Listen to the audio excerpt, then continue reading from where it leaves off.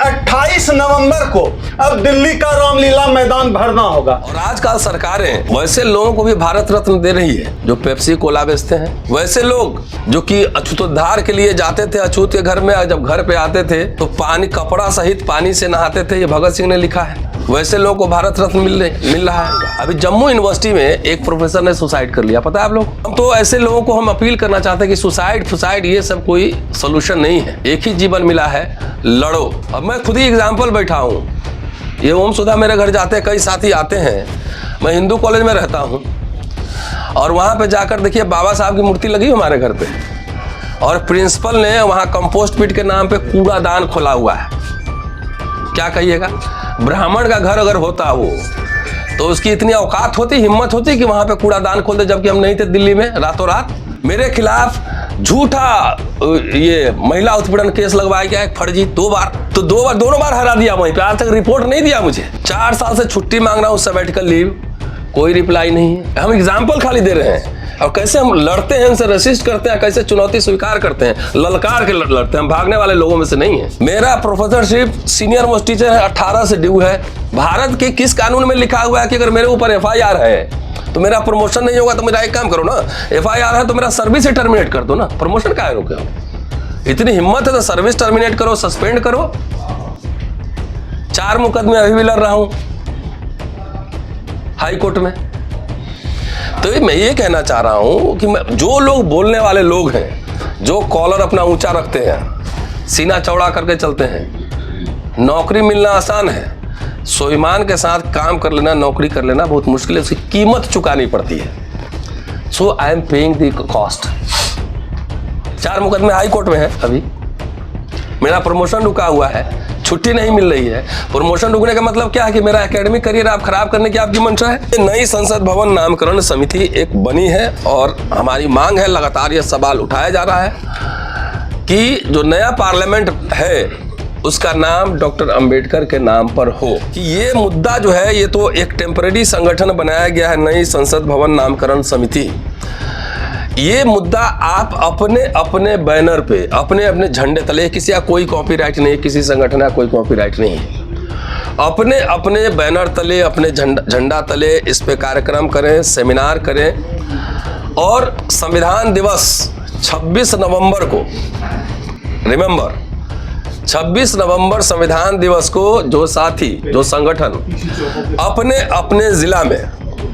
अपने जिला में महत्वपूर्ण किसी जगह से एक रैली निकाले शांतिपूर्ण, और एक मेमोरेंडम जो है राष्ट्रपति के नाम हो, और मेमोरेंडम कलेक्टर को, वहाँ पे जो DM है जिला अधिकारी को सौंपे। ये 28 नवंबर 2022 को ये पोस्टर रिलीज कर रहा हूँ। इन सभी मसलों को लेकर गांधी रामलीला ग्राउंड में दिल्ली एक बड़ी विशाल रैली होने जा रही है।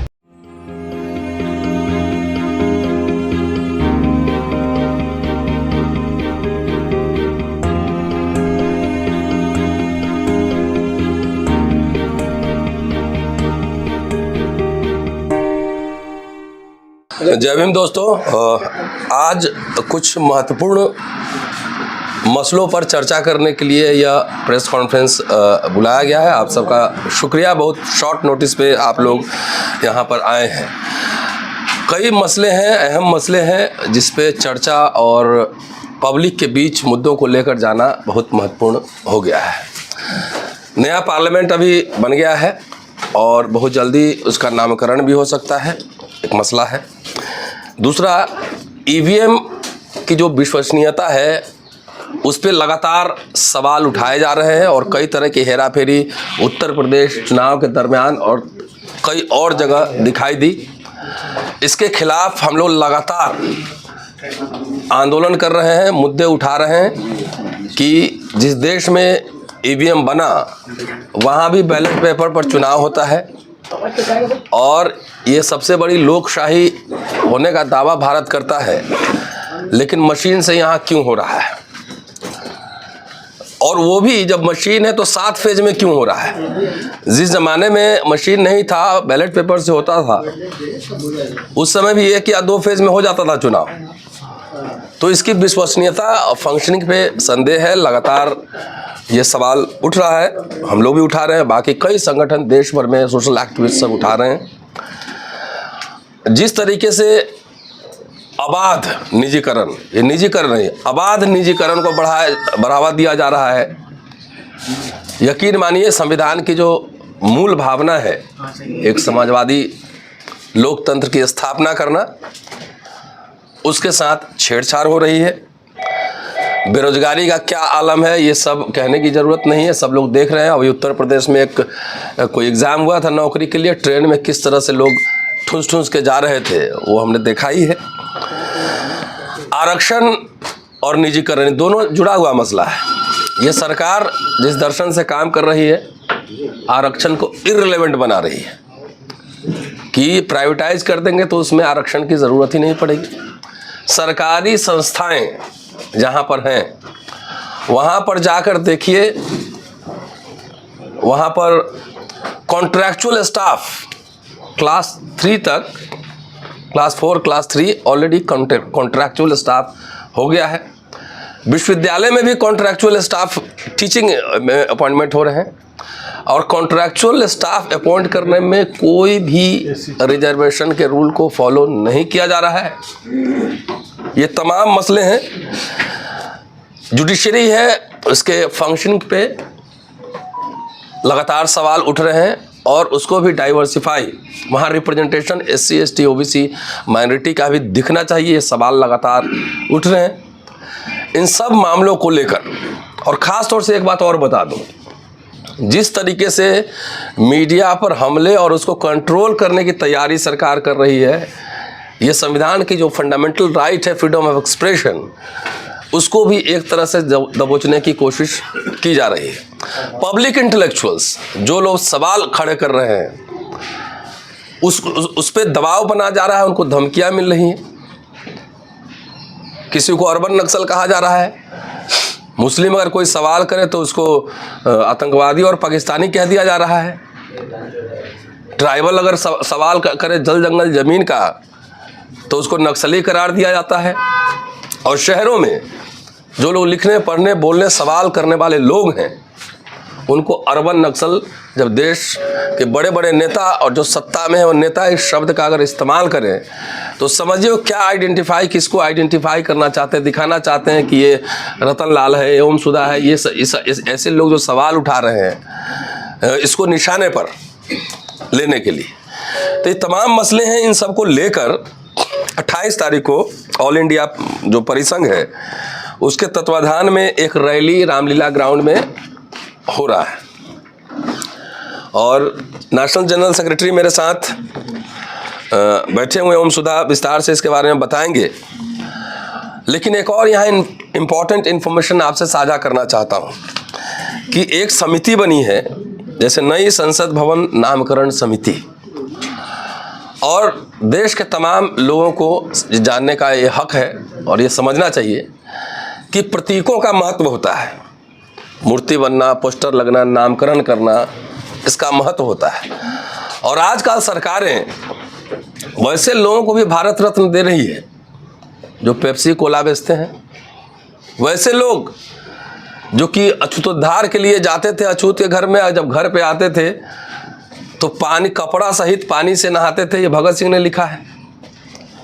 वैसे लोगों को भारत रत्न मिल रहा है। वैसे लोग जिनका कॉन्स्टिट्यूशन बनाने में कोई कंट्रीब्यूशन नहीं था, पार्लियामेंट्री डेमोक्रेसी में कोई कंट्रीब्यूशन नहीं था, देश की आज़ादी में कोई कंट्रीब्यूशन नहीं था, वैसे लोगों के नाम पर तरह तरह के भवन, सब सड़क, तमाम इम्पोर्टेंट जगह का नामकरण किया जा रहा है। आप सवाल पूछ सकते हैं नाम में क्या रखा है? नहीं, नाम में बहुत कुछ रखा है। पूरी दुनिया जो है मोटी मोटी किताब पढ़ के नहीं समझते हैं कि बाबा साहब क्या लिखे थे और गांधी क्या बोले थे, जवाहरलाल नेहरू क्या बोले थे। तो आम लोग प्रतीकों के माध्यम से ही वो समझती है बात कि हमारे नायक हैं, हमारे हीरो हैं। तो इसलिए नई संसद भवन नामकरण समिति एक बनी है, और हमारी मांग है, लगातार ये सवाल उठाया जा रहा है कि जो नया पार्लियामेंट है उसका नाम डॉक्टर अंबेडकर के नाम पर हो।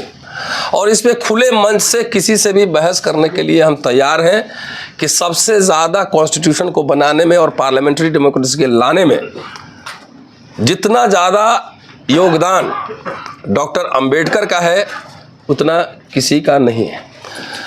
और सत्ता के गलियारों से हमें सूचना मिली है कि हो सकता है इसका नाम हेडगेवार के नाम पर रख दिया जाए। तो ये तो सवाल पूछा जाना चाहिए ना कि हेडगेवार साहब का क्या कंट्रीब्यूशन है पार्लियामेंट्री डेमोक्रेसी को लाने में। तो इसलिए डिमांड है। और आज इस मंच से एक और आपको बात साझा करना चाहता हूं कि तेलंगाना सरकार ने अपने विधानसभा में ये प्रस्ताव, हम लोग का जो प्रस्ताव है उन्होंने पास कर दिया है। हमारे साथी वहाँ पर हैं महेश्वर राज। कल इस मुद्दे को लेकर कि डॉक्टर अंबेडकर के नाम पर संसद भवन का नाम हो, उन्होंने प्रदर्शन किया, उनकी गिरफ्तारी भी हुई है। हम लोग मांग भी करते हैं कि उनको अविलंब जो है उनको कोई मुकदमा न हुआ उसको उनको वापस किया जाए। और हमारी योजना है कि जितने पॉलिटिकल पार्टीज के प्रेसिडेंट हैं और जितने चीफ मिनिस्टर्स हैं, प्राइम मिनिस्टर, राष्ट्रपति, इस समिति की ओर से सबको एक पत्र लिखा जाएगा, भेजा जाएगा। सेशन शुरू होगा तो सारे मेंबर ऑफ पार्लियामेंट को भी लिखा जाएगा, उनसे बात भी की जाएगी कि इस मुद्दे पे अपना पक्ष रखें कि संसद भवन का नाम डॉक्टर अंबेडकर के नाम पर क्यों न हो। तो इस बाबत पहले पत्र लिखा जाएगा और 28 तारीख की जो रैली है उसमें इस मुद्दे को बहुत प्रमुखता से उठाया जाएगा। उसके पहले देश के कई जगहों पर लोग अपने अपने हिसाब से कार्यक्रम कर रहे हैं इस मुद्दे को लेकर। हमारी अपील है सभी दोस्तों से कि ये मुद्दा जो है, ये तो एक टेम्परेरी संगठन बनाया गया है, नई संसद भवन नामकरण समिति। ये मुद्दा आप अपने अपने बैनर पे, अपने अपने झंडे तले, किसी का कोई कॉपीराइट नहीं, किसी संगठन का कोई कॉपीराइट नहीं है, अपने अपने बैनर तले, अपने झंडा तले इस पे कार्यक्रम करें, सेमिनार करें। और संविधान दिवस 26 नवंबर को, रिमेंबर 26 नवंबर संविधान दिवस को जो साथी, जो संगठन अपने अपने ज़िला में महत्वपूर्ण किसी जगह से एक रैली निकाले शांतिपूर्ण, और एक मेमोरेंडम जो है राष्ट्रपति के नाम हो और मेमोरेंडम कलेक्टर को, वहाँ पे जो डीएम है, जिला अधिकारी को सौंपे। इन सबका जो है सबका ये मूवमेंट है। और मुझे याद है कि जब 5 मार्च 2019 का हम लोगों ने आह्वान किया था रोस्टर के मसले को, तो हम लोगों ने ज़रूर इसकी शुरुआत की थी, आह्वान किया था, लेकिन इसको ओपन छोड़ दिया गया था कि सब लोग अपने अपने मंच से, अपने अपने पोस्टर, बैनर, ऑर्गेनाइजेशन के नाम से इस आंदोलन को आगे बढ़ाएं। उसी तर्ज पर, उसी पैटर्न पर इस आंदोलन को हम लोग ले जाना चाहते हैं। उसी तर्ज पर हम कहना चाहते हैं कि सब अपने अपने मंच पे, बैनर पे सेमिनार करें, प्रदर्शन करें, मार्च निकालें। डीएम को 26 नवंबर को तो ज़रूर आप दें। और मिला जुला कर ये 28 नवंबर 2022 को ये पोस्टर रिलीज कर रहा हूँ। इन सभी मसलों को लेकर गांधी रामलीला ग्राउंड में दिल्ली एक बड़ी विशाल रैली होने जा रही है।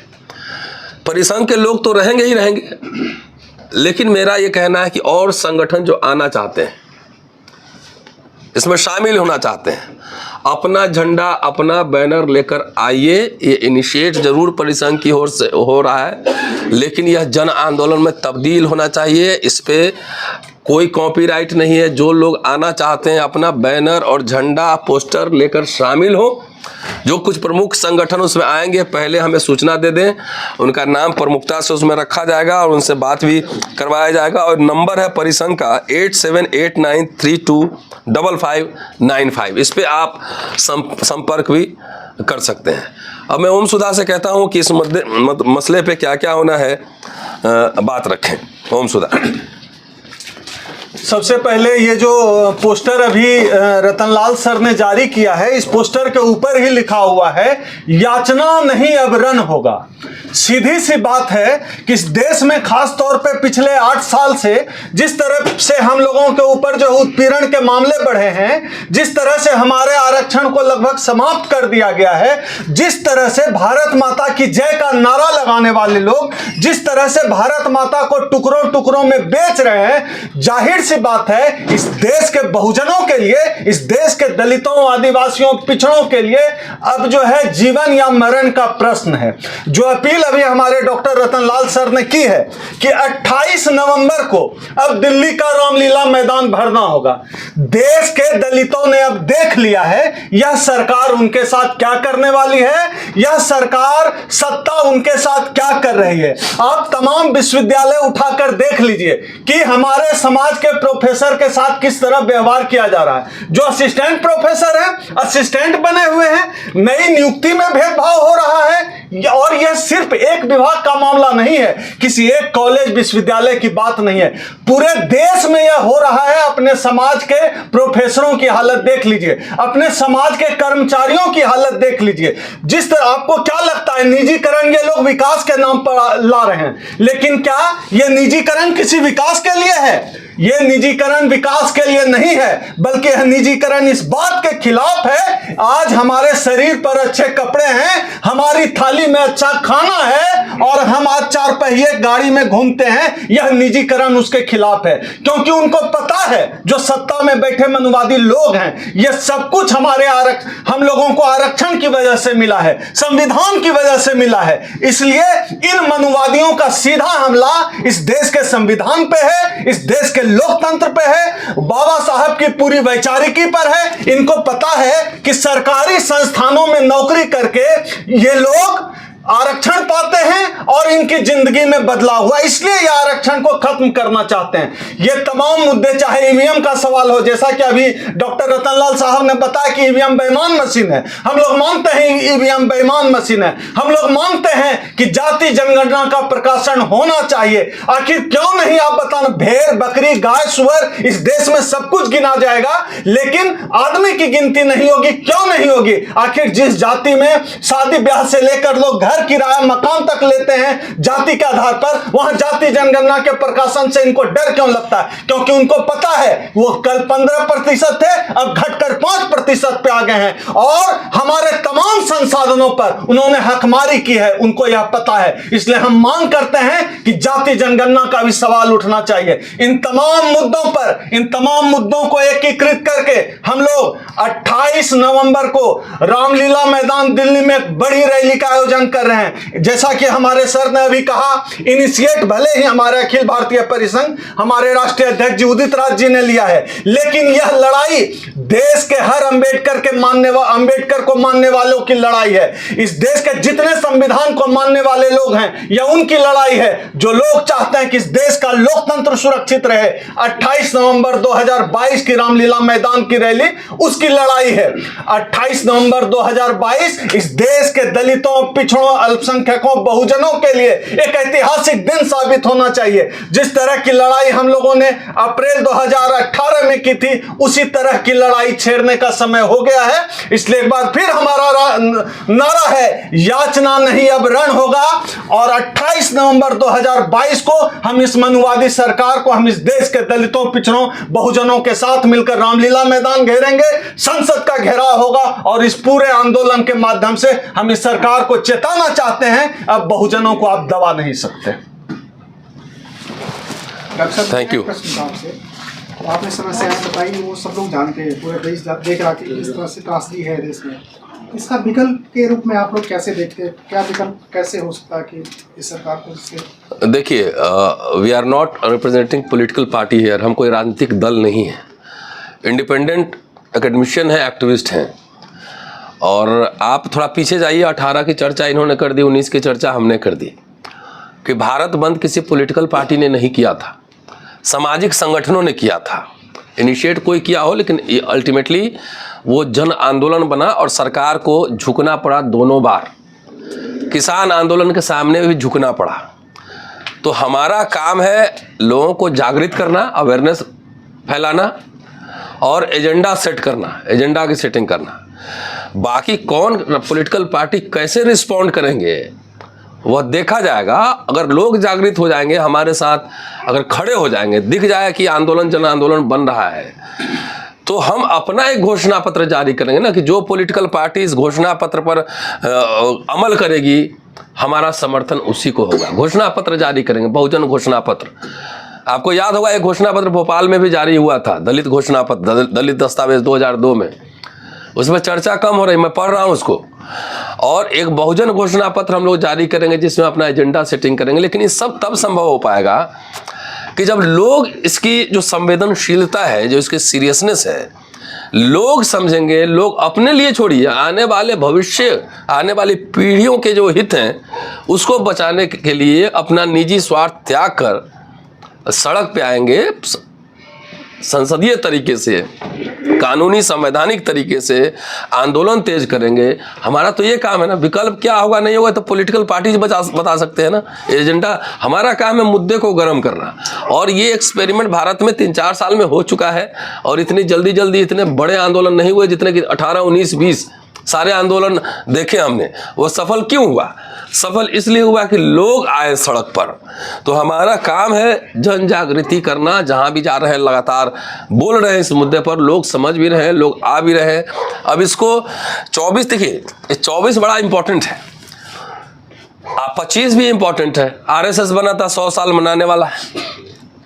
तो 24 के चुनाव में अगर ये आ गए इसी तरीके से तो मुझे संदेह है कि लोकशाही के तो धीरे धीरे जो पिलर सब हैं वो छिटकाते जा रहे हैं ना। तो हो सकता है कहीं कॉन्स्टिट्यूशन ही ना कंप्लीट घोषणा ही कर दे। अभी तक तो कॉन्स्टिट्यूशन के पन्ने धीरे धीरे छिटका रहे हैं, तो 25 में घोषणा ही ना कर दे कि अभी कॉन्स्टिट्यूशन नहीं, मनुस्मृति रहेगा। तो इसको एहसास करते हुए, इसको समझते हुए हम लोग पहले से इसकी तैयारी कर रहे हैं। एजेंडा सेटिंग करेंगे, लोगों को जागृत करेंगे। लोग अगर आ जाएंगे हमारे साथ, सड़कों पे आएंगे, हमारे साथ क्या, अपने साथ खड़े हो।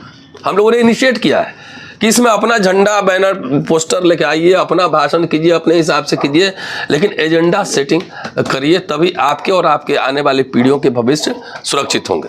सर, आप एक प्रेस्टिजियस यूनिवर्सिटी में हैं, इस देश के प्रेस्टिजियस नागरिक हैं। क्या आप, चूंकि डेमोक्रेसी में हम लोग रहते हैं, तो क्या पॉलिटिकल लीडरशिप से भी इसमें आप इनिशिएट करने की पहल करेंगे? मैं समझा नहीं, मतलब क्या पॉलिटिकल लीडरशिप वाली जो सोशल जस्टिस वाली पार्टियां हैं, क्या उनके लिए भी कोई मैसेज है कि वो भी इसमें चाहें तो पार्टिसिपेट? जरूर आए, कोई दिक्कत नहीं, स्वागत है। एजेंडा ये है, इस पे आके अपने, हम तो चाहते हैं कि पॉलिटिकल क्लास आए, पॉलिटिकल पार्टीज के लोग आए यहाँ पर। उनकी पार्टी इस मुद्दे पर क्या, अल्टीमेटली ये जो या तो आरक्षण खत्म होना है, निजीकरण होना है, कुछ भी होना है, तो होगा तो पार्लियामेंट के अंदर ही होगा ना। ये सड़क पे तो होगा नहीं। ये पॉलिटिकल डिसीजंस तो पार्लियामेंट के अंदर ही लिए जाएंगे। तो हम उनको न्योता भी दे रहे हैं कि आप आइए और इन मुद्दों पर अपना पक्ष रखिए। Last subsidy sir, you hope political party will participate with you in this? मेरा काम कोशिश करना है, और आ जाए तो स्वागत है, नहीं आएगा तो कारवा तो चलता रहता है ना। कई बार आंदोलन नेता पैदा कर देता है। सर, हाल फिलहाल के कुछ वर्षों में जिस प्रकार से बहुजन आंदोलन और सामाजिक न्याय की लड़ाई तेज हुई है आप लोगों के माध्यम से, और आप जैसे तमाम लोग हैं जो बोल रहे हैं सरकार के, जैसे पहले लोग डरते थे तो लोग बोल रहे हैं, लोगों में जागरूकता आ रही है, लेकिन सर अभी भी एक बहुत बड़ा धड़ा है जो सामने आने से कतरा रहा है। उनके लिए क्या मैसेज है? मैसेज ये है कि देखिए, जो हम बोलते हैं ना, तो हमको इसका सम्मान समाज देता है, लेकिन सरकार और जो अथॉरिटीज होते हैं ना, वो हमसे कीमत वसूल करता है। तो एक ही संदेश है, जो डर गया वो मर गया। और मैं आपको बताता हूँ, अभी मैं आ रहा हूँ, कॉलेज से ही आ रहा हूँ। आप रोहित बमुला से उठा के देखिए, पायल तड़वी, रोहित, वैसे हजारों। थोरट साहब की कमेटी बनी थी एम्स में जांच करने के लिए कैसे दलित एट्रोसिटीज होता है। तो आज मैं खोल ही देता हूँ, एक अलग प्रेस कॉन्फ्रेंस करूंगा। अभी जम्मू यूनिवर्सिटी में एक प्रोफेसर ने सुसाइड कर लिया, पता है आप लोग? जी है क्यों? क्योंकि उसका प्रमोशन होना था, हेड ऑफ द डिपार्टमेंट बनना था, और उसको तरह तरह से अंदर प्रताड़ित किया जा रहा था। हम तो ऐसे लोगों को हम अपील करना चाहते हैं कि सुसाइड ये सब कोई सोल्यूशन नहीं है। एक ही जीवन मिला है, लड़ो। अब मैं खुद ही एग्जाम्पल बैठा हूँ। ये ओम सुधा मेरे घर जाते हैं, कई साथी आते हैं। मैं हिंदू कॉलेज में रहता हूँ, और वहाँ पे जाकर देखिए, बाबा साहब की मूर्ति लगी हमारे घर पे, और प्रिंसिपल ने वहाँ कंपोस्ट पिट के नाम पे कूड़ादान खोला हुआ है। क्या कहिएगा? ब्राह्मण का घर अगर होता वो, तो उसकी इतनी औकात होती, हिम्मत होती कि वहाँ पे कूड़ादान खोल दे, जबकि हम नहीं थे दिल्ली में रातों रात। वो है ना, रखा हुआ है, कोई ऐसा तो नहीं कि मिट जाएगा। जाके देख लीजिए, उस पर एक रिपोर्ट करिए। मेरे खिलाफ झूठा ये महिला उत्पीड़न केस लगवाया गया है, फर्जी 2 बार। 2 बार। तो 2 बार, दोनों बार हरा दिया वहीं पे, आज तक रिपोर्ट नहीं दिया मुझे। 16 से लेके आज तक शंभू ने स्टोरी भी की थी उस पर। छुट्टी मांग रहा हूं sabbatical, I am the senior, one of the senior most teacher of the college. 4 साल से छुट्टी मांग रहा हूं सबैटिकल लीव, कोई रिप्लाई नहीं है। हम एग्जाम्पल खाली दे रहे हैं, और कैसे हम लड़ते हैं, उनसे रेसिस्ट करते हैं, कैसे चुनौती स्वीकार करते हैं, ललकार के लड़ते हैं। हम भागने वाले लोगों में से नहीं है। मेरा प्रोफेसरशिप सीनियर मोस्ट टीचर है, 18 से ड्यू है। अब मेरा फाइल ही प्रोसेस नहीं हो रहा है। आज पता लगा है कि कहा जा रहा है कि केस की वजह से नहीं। तो कौन सा केस भाई? भारत के किस कानून में लिखा हुआ है कि अगर मेरे ऊपर FIR है तो मेरा प्रमोशन नहीं होगा? तो मेरा एक काम करो ना, FIR है तो मेरा सर्विस से टर्मिनेट कर दो ना, प्रमोशन काहे रोके हो? इतनी हिम्मत है तो सर्विस टर्मिनेट करो, सस्पेंड करो। 4 मुकदमे अभी भी लड़ रहा हूं हाई कोर्ट में। तो मैं ये कहना चाह रहा हूं कि जो लोग बोलने वाले लोग हैं, जो कॉलर अपना ऊंचा रखते हैं, सीना चौड़ा करके चलते हैं, नौकरी मिलना आसान है, स्वाभिमान के साथ काम कर लेना, नौकरी कर लेना बहुत मुश्किल है, उसकी कीमत चुकानी पड़ती है। So I am paying the cost. 4 मुकदमे हाई कोर्ट में है अभी। मेरा प्रमोशन रुका हुआ है, छुट्टी नहीं मिल रही है। प्रमोशन रुकने का मतलब क्या है कि मेरा एकेडमिक करियर आप खराब करने की आपकी मंशा है। प्रोफेसर रतनलाल जी, आप कहना ये चाह रहे हैं कि क्या अभी भी आज़ादी के 75 साल बाद भी इस देश में जाति के आधार पर SC ST OBC माइनॉरिटी के साथ भेदभाव हो रहा है? वो 2म दर्जे के नागरिक हैं। आप क्या ये बड़ा आरोप लगा रहे हैं? एकदम, मैं तो खुद ही एग्जाम्पल दिया हूं ना। आप क्रॉस चेक कीजिए, जाइए यूनिवर्सिटी में, सबको VC को पता है, जाके पूछिए मेरा प्रमोशन क्यों नहीं हो रहा है। 10 किताबें प्रकाशित हैं, 13-14 रिसर्च पेपर पब्लिश्ड हैं, सैकड़ों भाषण देश के पूरे नामी ग्रामी विश्वविद्यालयों में है। किसी सवर्ण का इतना कंट्रीब्यूशन दिखाइए दिल्ली विश्वविद्यालय में, उनका हो गया। मैं तो एग्जाम्पल दे रहा हूं, देश के नामचीन कॉलेज में पढ़ाता हूं मैं। और इस संसद से कितना किलोमीटर मेरा घर है? 8-9 किलोमीटर। डॉक्टर ओम सुधा, क्या आप इस बात से सहमत है कि इस देश में SC ST OBC माइनॉरिटी के साथ जाति की वजह से प्रताड़नाएं हो रही हैं, चाहे वो किसी भी सिस्टम में हो? और आप खुद कह रहे हैं कि लोग डरे हुए हैं, तो कैसे वो बाहर निकलेंगे? हम 1 मिनट, हम बाहर निकल के आपसे बात कर रहे हैं ना। हिम्मत कोई टैबलेट नहीं होता है। कॉन्फिडेंस जो है वो सिरप और टैबलेट नहीं है कि खा लीजिएगा कॉन्फिडेंस आ जाएगा। आपकी लड़ाई है, आपकी लड़ाई अपनी लड़ाई नहीं है, मैं जानता हूं। वो इसलिए लड़ाई, मैं इसका कॉस्ट इसलिए पे कर रहा हूं कि समाज के मुद्दे को उठाता हूं। डॉक्टर ओम सुधा, क्या आप भी इनकी बातों को इंडोर्स करते हैं? बिल्कुल, ये तो हो ही रहा है इस देश में। जब आप सोचिए ना, मकान जाति के आधार पर दिया जा रहा है। आपको क्या लगता है कि जो लोग शादी जाति के आधार पर करते हैं, मकान जाति के आधार पर करते हैं, वो रतनलाल जी को जो है प्रिंसिपल होते देखेंगे? उनको बर्दाश्त होगा? कोई डेटा है आप लोगों के साथ, कोई फैक्ट है, कोई रिसर्च वर्क है, या बस ये थोरट कमेटी की रिपोर्ट है एम्स पर। थोरट साहब अभी दिल्ली में ही है, जाके पढ़िए। और कई आंकड़े आए हैं, जाके आप जो क्राइम ब्यूरो है NCRB उसमें जाके एट्रोसिटीज में पहले केसेस तो देख लीजिए, कितने केस हुए रजिस्टर, और जो रजिस्टर नहीं वो छोड़ दीजिए। कितना कन्विक्शन रेट है, कितने लोग गिरफ्तार हुए। मैं तो कह रहा हूं ना, मैंने तो राजनाथ सिंह से मिला था जब होम मिनिस्टर थे, पुलिस कमिश्नर से मिला था। और ये सब जानता है वहां क्या हो रहा है। हमारी गिरफ्तारी हो जाएगी। इन लोगों के खिलाफ कंप्लेंट, देखिए अभी दौलत राम कॉलेज के प्रिंसिपल पे FIR हुआ है ना। डेटा इकट्ठा करना हमारा काम नहीं है, हम तो एग्जाम्पल खुद दे रहे हैं कि जब मेरे जैसे लोग के साथ इतना मेंटल प्रेशर बढ़ाया जाता है कि आप सरेंडर कर जाओ, तो आम लोगों का क्या हाल होगा, जो कि सब जानते हैं कि हम पीछे हटने वाले लोग नहीं हैं। एक भी पूरे देश में कितना वाइस चांसलर दलित है, कितना वाइस चांसलर आदिवासी है, कितना वाइस चांसलर OBC है? इससे बड़ा डेटा क्या होगा? कितने जज OBC दलित SC ST OBC के हैं? तो ये तो भेदभाव ही है ना। भेदभाव कोई अलग से होता है? ये क्वालिफाइड नहीं सेंट्रल यूनिवर्सिटी में ही है कि राज्यों के साथ भी ऐसा ही है, या कौन कौन से राज्यों में ऐसा हुआ? हर जगह है, सभी पार्टियों की सरकार में ऐसा है। आप एकदम डिग्री में वेरिएशन हो सकता है, कहीं कम होगा कहीं ज्यादा होगा। डिग्री में वेरिएशन हो सकता है। बीजेपी आई है तो इसको लगता है शासन में जो पीछे लोग हैं आरएसएस और पुनः हिंदुवादी संगठन, इनको लगता है पुष्यमित्र शुंग के बाद पहली बार इतना शासन में आए हैं तो इनमें दमन ज्यादा हो रहा है। तो सर क्या सफरर सिर्फ शेड्यूल कास्ट है या शेड्यूल ट्राइब ओबीसी सब है, सब है, ये सब SC ST OBC माइनॉरिटी महिलाएं इवन सभी सफर कर रहे हैं इस सरकार में, इस शासन में। डॉक्टर रतन सर, हमने आपको कई बार सुना है, आपने कहा है कि जिन जनप्रतिनिधियों को जनता चुनकर भेजती है वो आवाज नहीं उठाते। आप जैसे सोशल एक्टिविस्ट ही आवाज उठाते हैं ऐसे मामलों में, तो जनप्रतिनिधियों के लिए आप क्या कहना चाहेंगे? क्या कहना है, नेता है वो संसद विधानसभा जहां जाए। देखिए जब लोग सड़क पे आते हैं ना, जब लोहिया कहते थे कि जब सड़कें सुनसान हो जाती है ना तो संसद आवारा हो जाता है।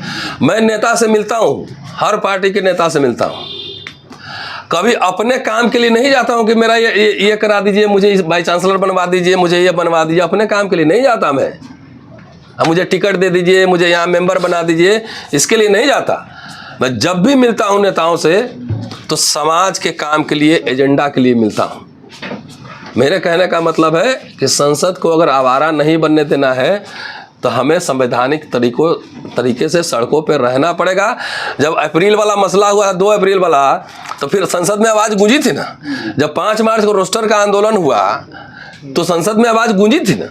तो मुझे सड़क गरम करके रखना है। जब सड़क गरम रहेगा तो संसद भी गरम रहेगा। और 28 नवंबर को सड़क गरम करने का कार्यक्रम है रामलीला मैदान में।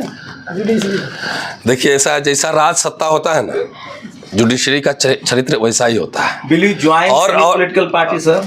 एक सेकेंड, और आप बीच में टोक दिए भैया, मैं इनको जवाब दे रहा था कि राज सत्ता जैसा होता है ना वैसे ही होता है उसका न्यायपालिका भी। और बहुत सारे मसले जो है ना न्यायपालिका में नहीं हल होते हैं, बहुत सारे पॉलिटिकल क्वेश्चंस हैं। 2 एग्जाम्पल दिया ना आपको, 2 अप्रैल और 5 मार्च। सुप्रीम कोर्ट का ही ऑर्डर था ना वो जजमेंट, उसको टर्न डाउन पार्लियामेंट से करवाया ना। तो बहुत सारे मसले जो है ना पॉलिटिकल होते हैं, विधानसभाओं और लोकसभा राज्यसभा में सड़क पे लड़ा जाता है, न्यायपालिका में जाने की जरूरत नहीं होती। Why you are not joining political party? चलिए शुक्रिया, थैंक यू।